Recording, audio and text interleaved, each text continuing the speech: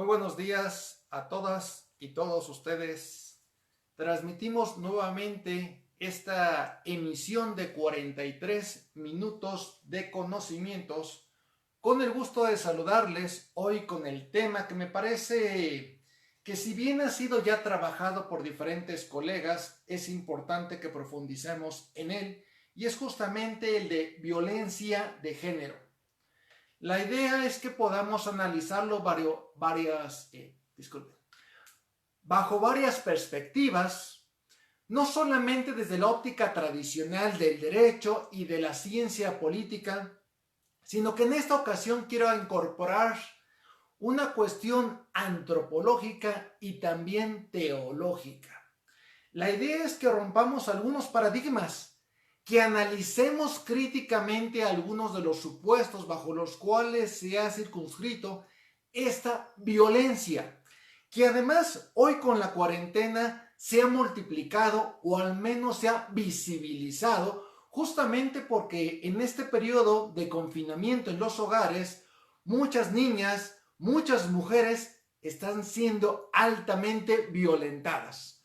Hoy justamente platicaremos sobre este tema. Diremos qué es el sexismo, el androcentrismo, la falocracia, en qué consisten los cautiverios de las mujeres y el por qué es importante y además urgente y hasta obligatorio el que los hombres nos involucremos en su debida atención. Justamente bajo esta lógica es que iniciamos este conversatorio. Les agradecemos a quienes puntualmente ya se han sumado. Y como siempre, vamos a iniciar con algunas recomendaciones bibliográficas. La verdad es que en este tema tenemos muchos libros de alta calidad, pero nos ha costado trabajo elegir algunos, pero siempre lo queremos hacer con el fin de darles elementos complementarios a ustedes. Saludos, Reina del Carmen Pérez, quien es la primera que amablemente nos saluda. Gracias, Reina. Igualmente, Edmundo Pérez.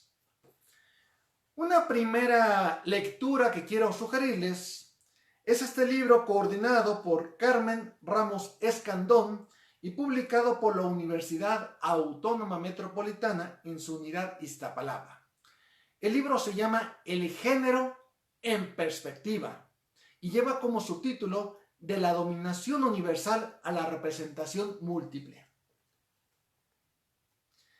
Este texto, que no solamente deben leerlo quienes se asumen o quienes están interesados en la perspectiva de género o claramente en el feminismo, debemos leerlo todas y todos porque nos abre una serie de perspectivas que tradicionalmente hemos descuidado. Esta es la primera obra, El género en perspectiva, coordinado por Carmen Ramos Escandón y publicado por la Universidad Autónoma Metropolitana. Un segundo texto que es un clásico, que realmente cualquiera de nosotras y de nosotros que hemos estudiado temas cercanos a la perspectiva de género debemos tenerlo en nuestra biblioteca. La doctora Marcela Lagarde de los Ríos, quizás la más importante teórica feminista del continente americano, publicó ya hace algunos años esta obra que se llama Los cautiverios de las mujeres, y que además lleva un subtítulo interesante, quizás hasta polémico, pero justamente es ese llamar la atención lo que nos convoca, lo que nos invita a leerlo. Los cautiverios de las mujeres.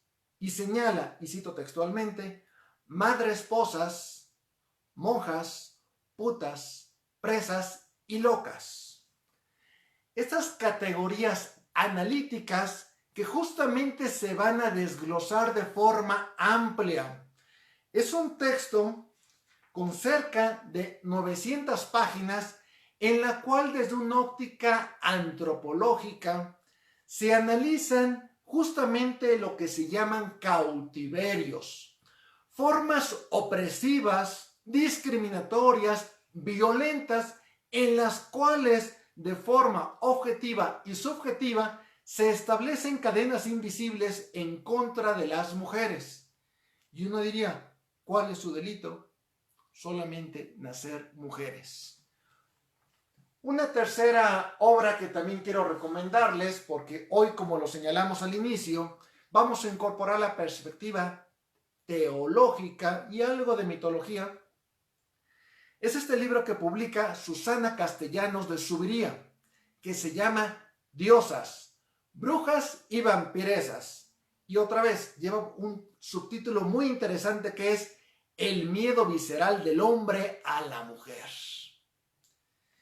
Y esto justamente es lo que nos llama la atención, porque tradicionalmente hemos manejado la lógica de que a partir del uso de la violencia, de la fuerza, de la sinrazón, muchas mujeres tienen miedo a los hombres. Pero aquí se plantea justo lo contrario, en donde los varones tenemos un miedo visceral, o sea, ilógico, irracional, en contra de las mujeres únicamente por su sexo, su sexualidad. Gracias a la gente que ya se ha ido sumando. Angelita Hernández, saludos. Y a los que ya amablemente nos van poniendo los primeros comentarios. Les propongo, como les decía al inicio, que hagamos dos lecturas. La primera, teológica. Y uno va a decir, ¿por qué? Porque desde que se instituyó el monoteísmo en el mundo, y donde hablamos hoy de un Dios, nos hemos olvidado de las diosas. Y si uno reflexiona un momento, antes había una pléyade de divinidades en los cuales las diosas eran igual o más importantes que los dioses varones. Quizás solamente recordemos de momento algunos de estos principales nombres, pero me gustaría que recordemos juntamente algunas de estas divinidades porque nos van a abrir el panorama y nos vamos a preguntar en qué momento de la historia es que decidimos dejar en un segundo grado a las mujeres. ¿En qué momento decidimos llamarlas el sexo débil? ¿O en qué momento priorizamos en ellas la belleza, la sensibilidad, la ternura o el amor por encima de la inteligencia, el valor y todas las capacidades que no solamente tienen igualdad de condiciones que los varones, sino que muchas veces nos superan por creces, o con creces, mejor dicho. Elizabeth Román también nos saluda, muchas gracias. En esta pléyade de divinidades vamos a recordar a Acera, a Coatlicue, a Gea, Isis, Pachamama, Tiamat, Afrodita, Cibeles, Hera, en fin, muchísimas divinidades, incluso varias de ellas consideradas diosas madre. ¿Y eso qué significa? Pues que los dioses eran muy poderosos. Zeus, Odín, Poseidón, son muy poderosos, sin embargo, no tienen la capacidad de dar vida. Y esto es interesante porque además de la teología, habría que acompañarlo con la teogonía, el origen y la descendencia de las divinidades. Gea, o Gaia, como también se le conoce, o en el caso de algunas cuestiones más prehispánicas, más cercanas a nuestra región, de América, podemos recordar justamente a Pachamama o a Coatlicue, que ya decíamos. Hay muchas divinidades importantes y quizás dos de las que están en la cúspide también sean Rea. ¿Quién es Rea? Pues la esposa de Crono. Ustedes recuerden el conflicto entre los titanes y los dioses olímpicos. Crono era justamente quien regía en la época de los titanes. Y Acera, consorte de Yahvé. Tome nota de eso, porque durante mucho tiempo se planteó que las divinidades tenían pareja. Y señala el concepto de pareja porque estaban parejos en cuanto a calidad, en cuanto a poder, en cuanto a influencia, en cuanto a su trascendencia. Acera y Rea son dos ejemplos muy importantes justamente en este abanico en el cual algo pasó, que de pronto el dios único pareció aplastar a todas las divinidades, particularmente a las mujeres. Quizás si agregáramos en este listado podríamos recordar a la diosa romana del hogar, Vesta. Y si es una diosa romana, lo normal es que tuviera sacerdotisas, no sacerdotes. Y de ahí vienen las vestales.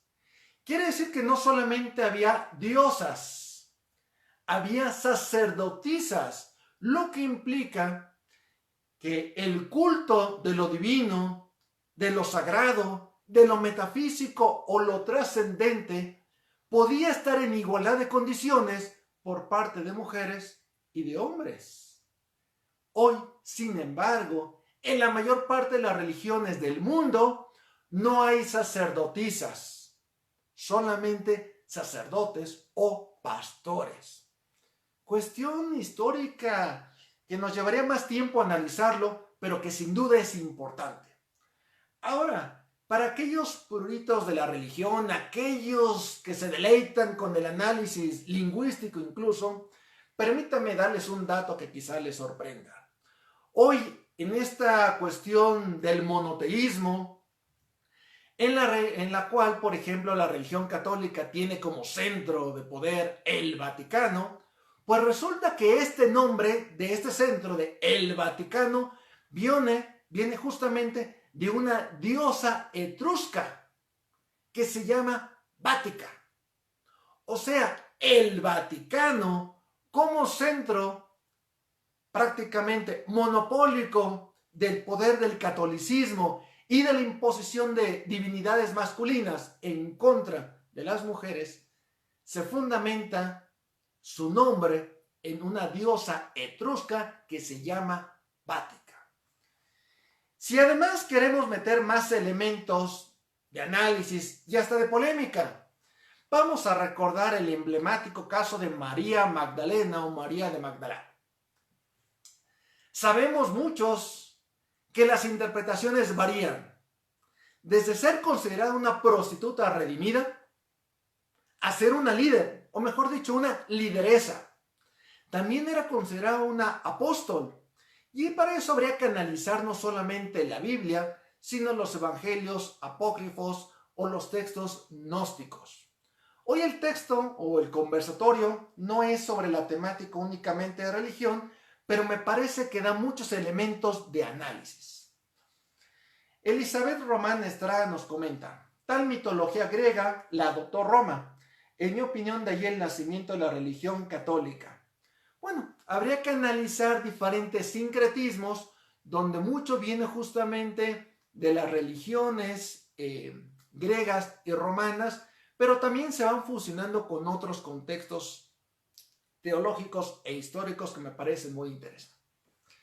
Ahora, María Magdalena es un personaje emblemático, justamente porque en ella se visualizan las dos maneras de concebir a las mujeres. Algunos la señalan como una lideresa, como una apóstol, otros como una prostituta. Comprender eso nos lleva a varias reflexiones, pero les invito a que revisen en particular una carta emitida por Juan Pablo II en 1988. La carta está escrita, o al menos el título en latín, que es Mulieris Dignitatem. Recuerden, Juan Pablo II, 1988, y la carta se llama Mulieris Dignitatem, en la cual ahí se menciona a María Magdalena como la apóstol de los apóstoles. No es cosa menor el que su santidad emita un texto en la cual se mencione como tal a María Magdalena como apóstol de los apóstoles. Betty Rosales nos manda saludos desde la Ciudad de México. Gracias, Betty. Elizabeth nos puntualiza: nacimiento del cristianismo, la difamación de María de Magdala, siendo esta última una gran vocera y que en teoría podría ser la madre del cristianismo.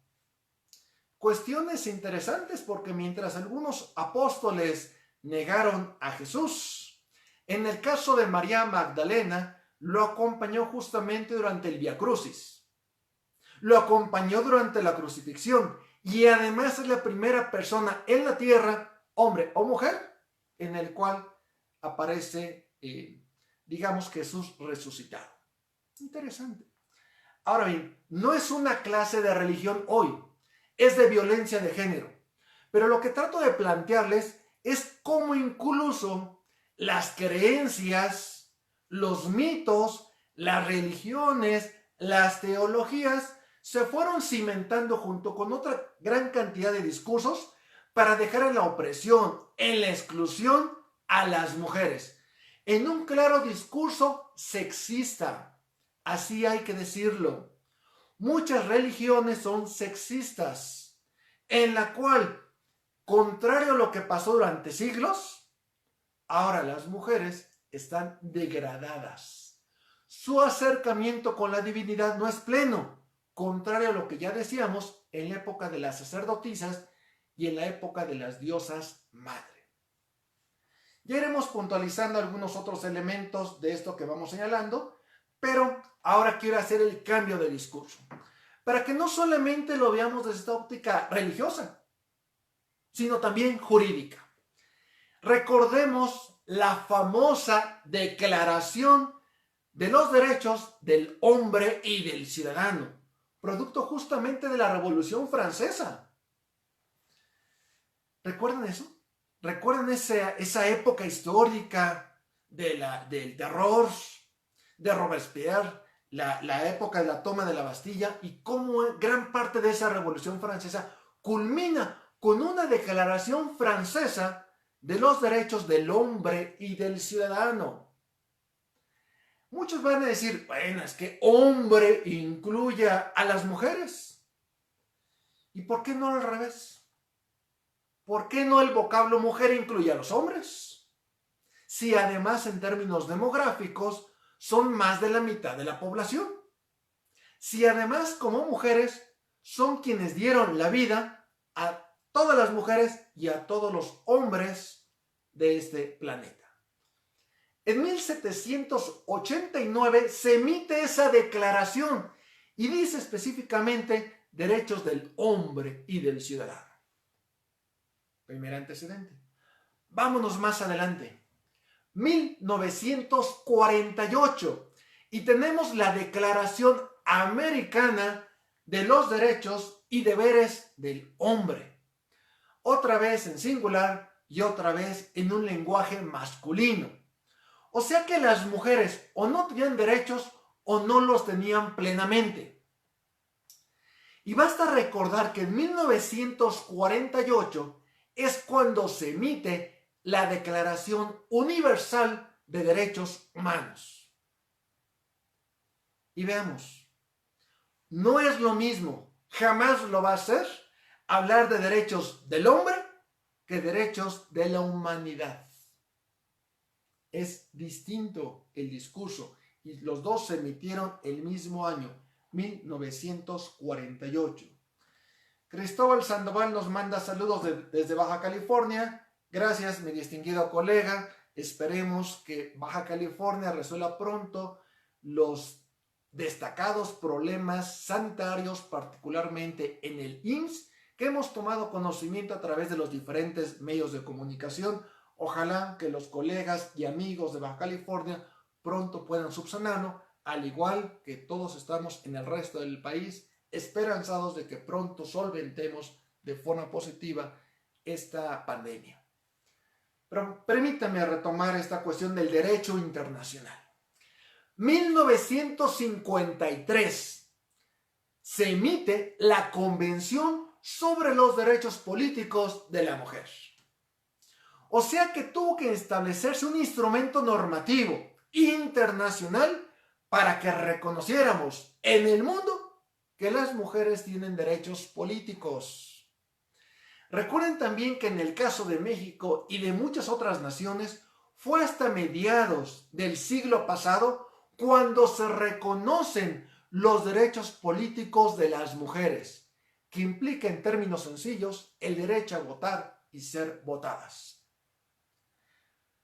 décadas, siglos, milenios de opresión de las mujeres? ¿Su culpa es acaso nacer con determinados genitales?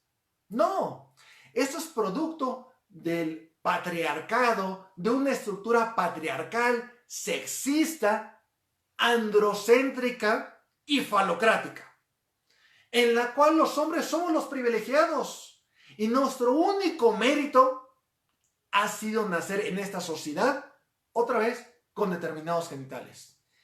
Y la politización de la genitalidad es algo que no tiene ningún sentido. Mujeres y hombres somos iguales en dignidad y en derechos. Ese es justamente el concepto. Mujeres y hombres iguales en dignidad y en derechos. Por eso es que el concepto es: estamos parejos, tenemos pareja, somos pareja, porque justamente hablamos de ese elemento de plena igualdad.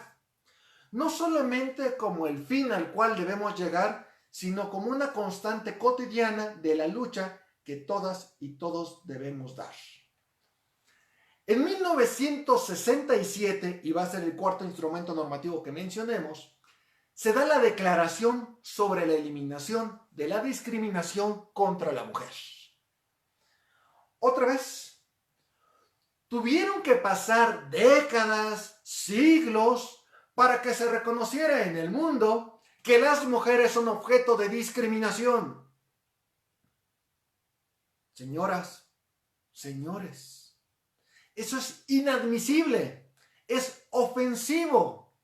La discriminación por motivos religiosos, sexuales, de género, de orientación, de preferencia política o partidista, no tiene razón alguna. No se requiere ser un filósofo o un científico social para comprenderlo en esa magnitud, en esa cuestión problemática. Aquí lo que requerimos es un poco de inteligencia y mucho de sentido común. Alejandro Barredo nos manda saludos. Gracias, mi querido colega. Hace tiempo que queremos visitarlo. Los machacados allá en el lugar donde usted vive son una delicia. Y por supuesto, además, los cursos y diplomados que usted tan inteligentemente coordina. Ojalá pronto podamos visitarte, mi estimado Alejandro. En 1975 hay algo importante. Se establece el Decenio de las Naciones Unidas para la Mujer. Este decenio, que fue de 1976 a 1985, y que justamente es en 1975, un año previo, cuando se establece como tal. Un decenio de Naciones Unidas para la Mujer. Esto es significativo porque además México en 1975 tuvo un papel protagónico. Lamentablemente hoy en 2020 hemos perdido gran parte de esa fuerza política como nación, pero hoy vemos muchas personas que seguimos comprometidos con la igualdad de género. Ustedes saben, si ustedes amablemente han seguido mis redes sociales, que públicamente me he manifestado a favor del feminismo, que como varón he señalado que soy feminista. Y hay mujeres que dicen, no, jamás un hombre puede ser feminista. Quizás un aliado, ¿de acuerdo? Dicen, es que un hombre no puede comprender lo que significa ser mujer, la violencia cotidiana que experimentamos, simplemente porque es hombre. Y no es lo mismo vivirlo que documentarse al respecto. ¿De acuerdo? Llamémosle como queramos. Si un hombre, dentro de algunas posturas feministas, no puede ser tal, está bien. Si es un aliado, me parece bien. Si es un varón en proceso de deconstrucción, de acuerdo. No nos vamos a conflictuar por eso. Lo que se trata es de sumar, no de restar.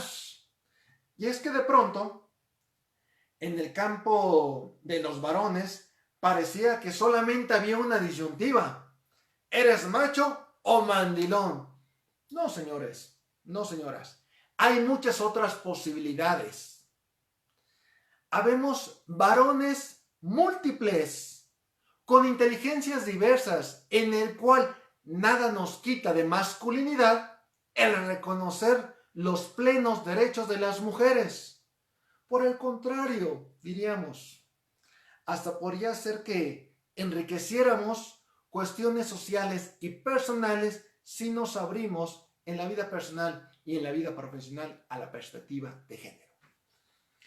Después de este decenio que ya comentábamos, de 1976 a 1985, también viene una convención sobre la eliminación de todas las formas de discriminación contra la mujer.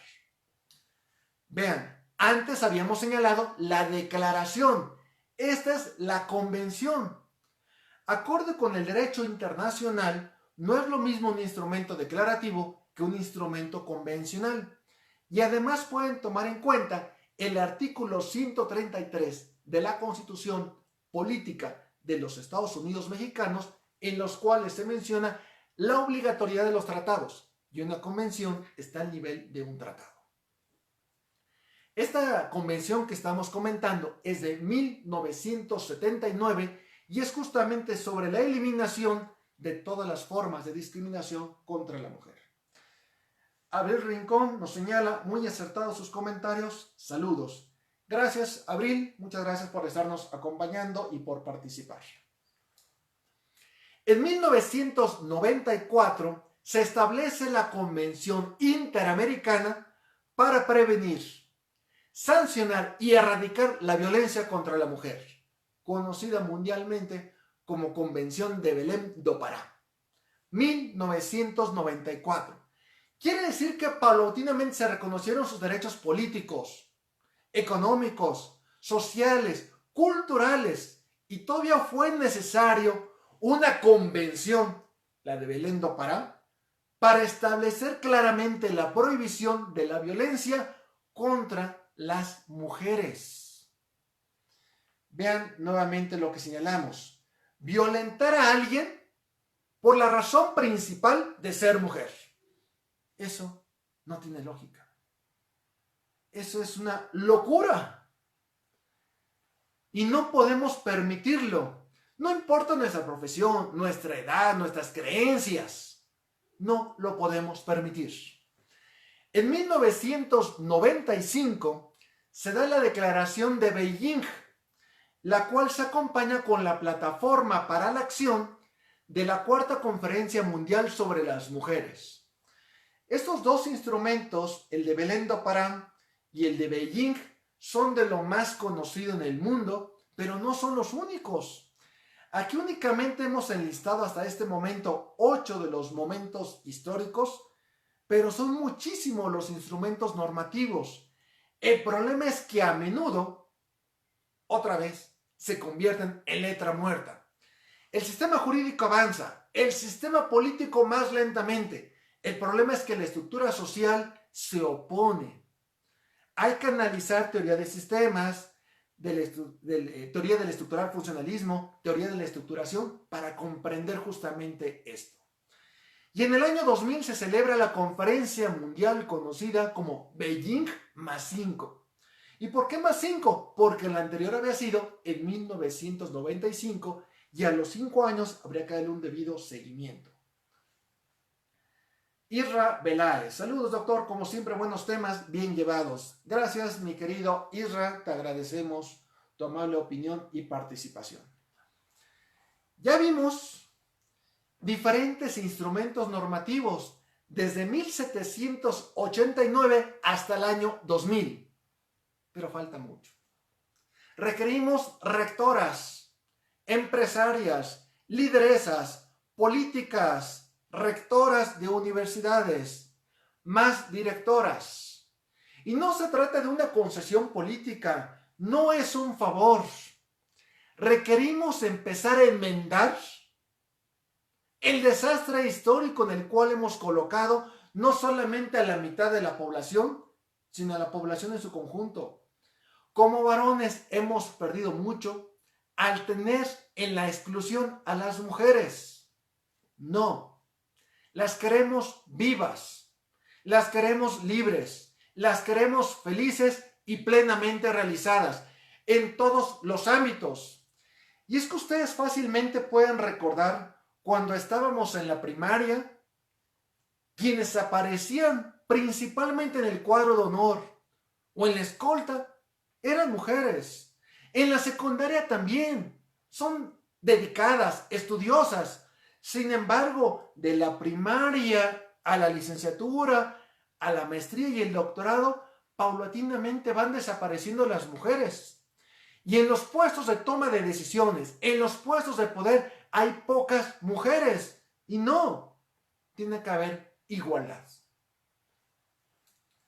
Brandy Elizabeth Hernández señala: me parecen acertadas las referencias legales y sus antecedentes.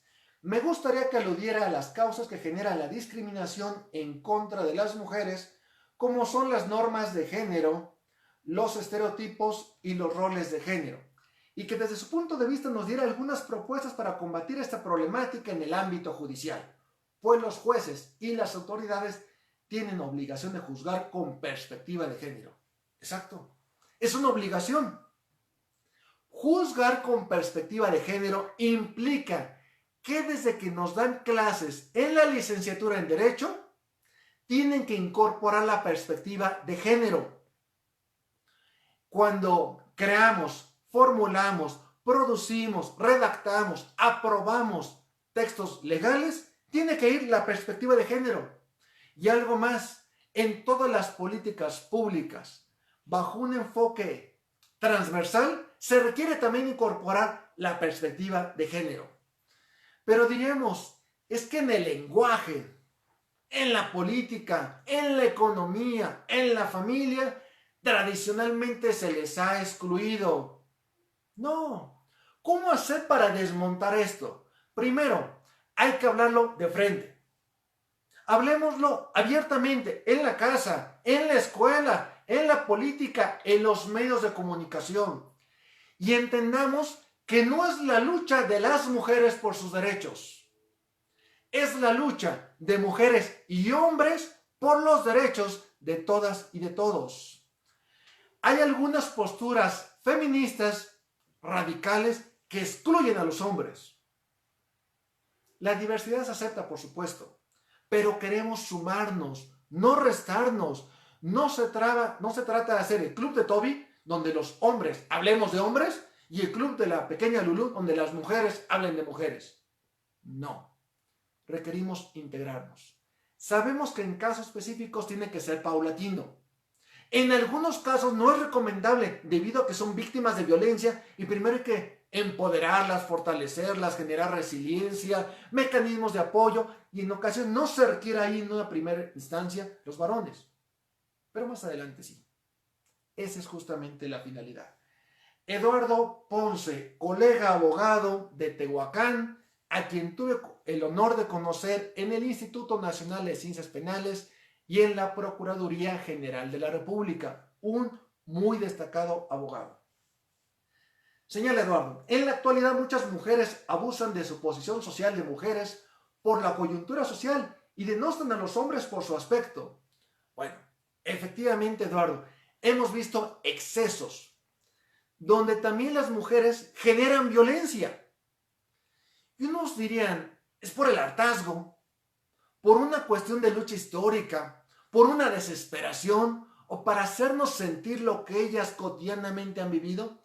Seguramente hay razones psicológicas, criminológicas y sociológicas que explican ese actuar.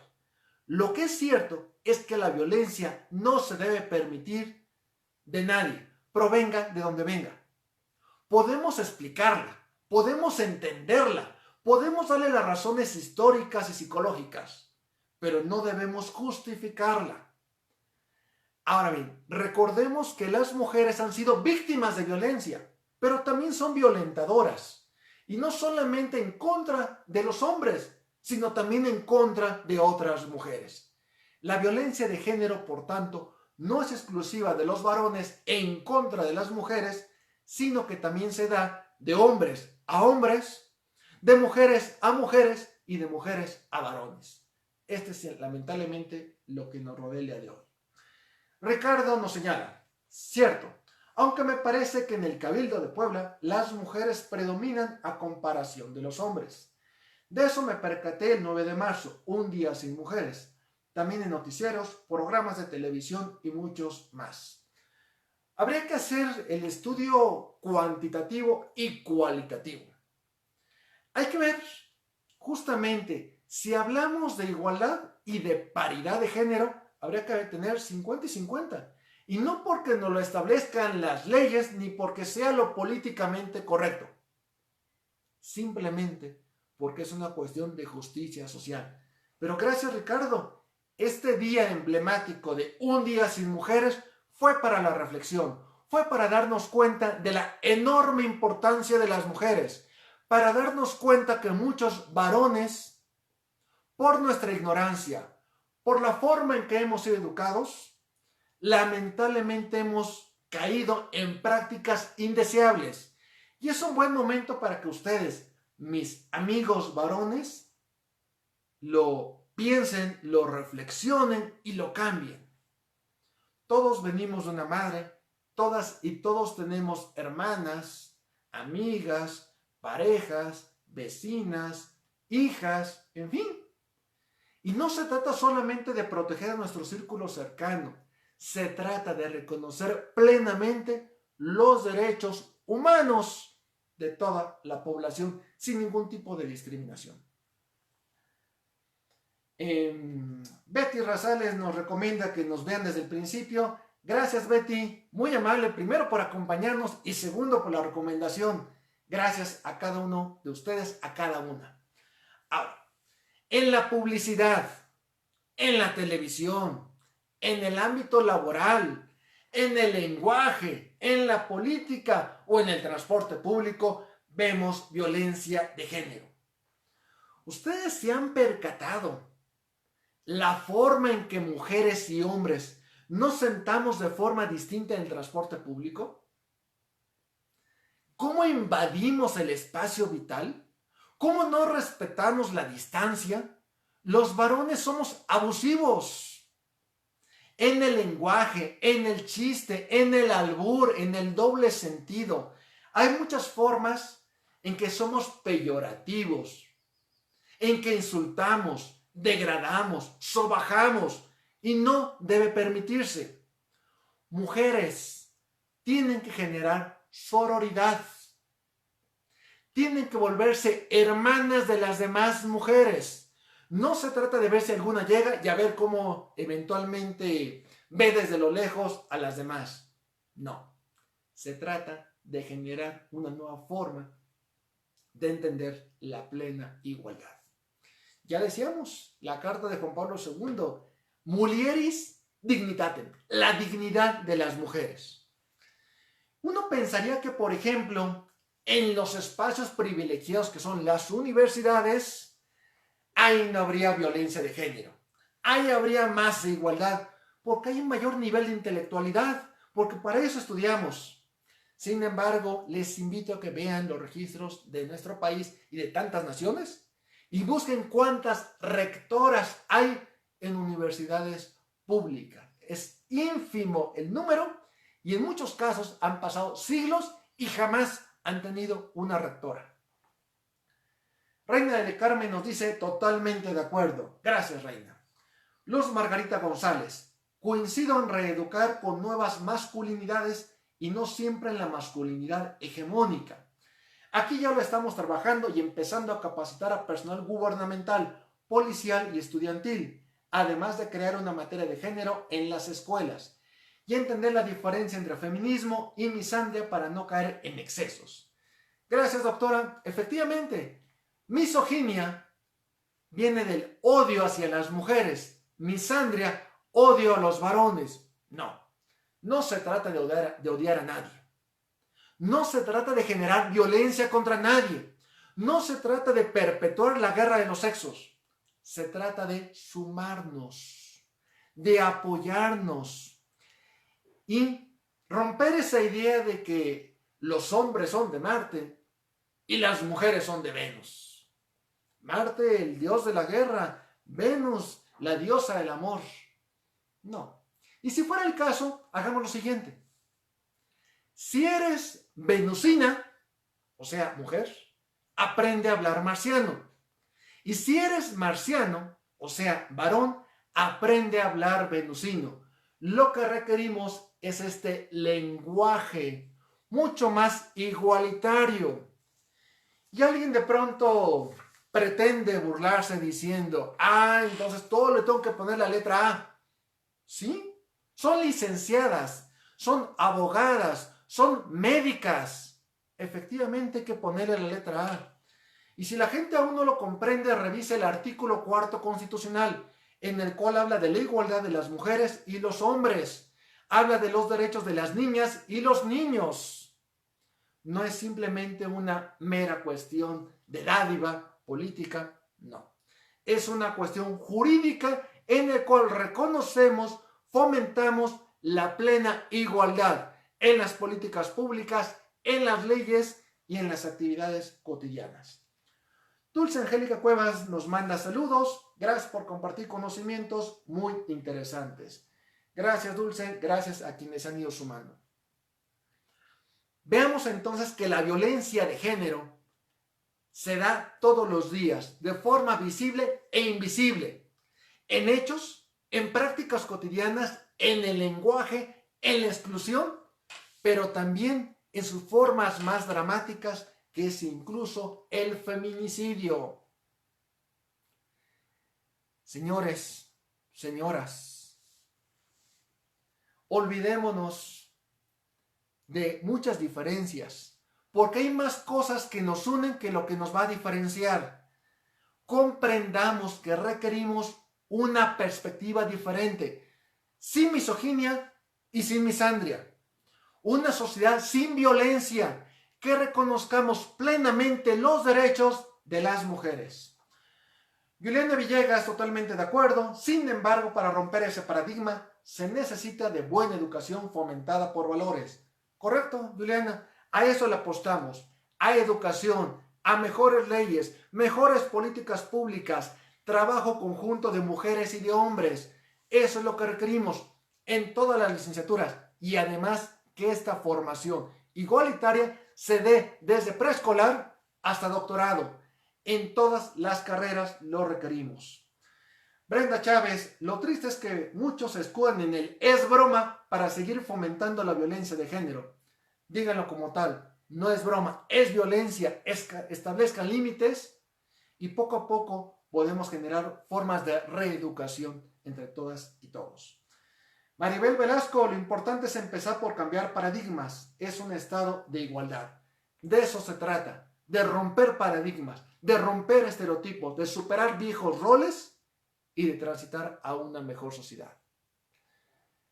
Acepto todas las críticas, acepto todos los puntos de vista, acepto que sea cuestionable cada uno de los puntos que les he señalado. Pero sí me manifiesto públicamente a favor del feminismo, porque hablar de feminismo es referirnos a derechos humanos, es referirnos a la igualdad y es referirnos a una cuestión de justicia social. Por eso, soy varón, soy científico social y soy feminista. Si me quieren llamar aliado, lo seré entonces. Y si quieren decirme simplemente un nombre en proceso inicial de deconstrucción, también lo acepto. Lo que se trata, como decíamos, es de sumar y no dividir. Me despido únicamente dando lectura al texto de Ana Ponce. También en decisiones políticas, judiciales y administrativas, también ahí se dan la violencia contra las mujeres. Sí, muchas prácticas oficiales, cotidianas, discursivas, en la cual se perpetúa esta violencia. Pues bien, estamos llegando al final de estos 43 minutos de conocimientos. Hoy trabajamos el tema de violencia de género y para mí fue un gusto poder transmitir algo de este conocimiento desde el derecho internacional, desde las políticas públicas y desde la religión. Muchas gracias, soy el doctor Eric Gómez Tagle López y transmití 43 minutos de conocimiento desde Puebla capital, desde el hermano país de México. Muchas gracias y excelente día.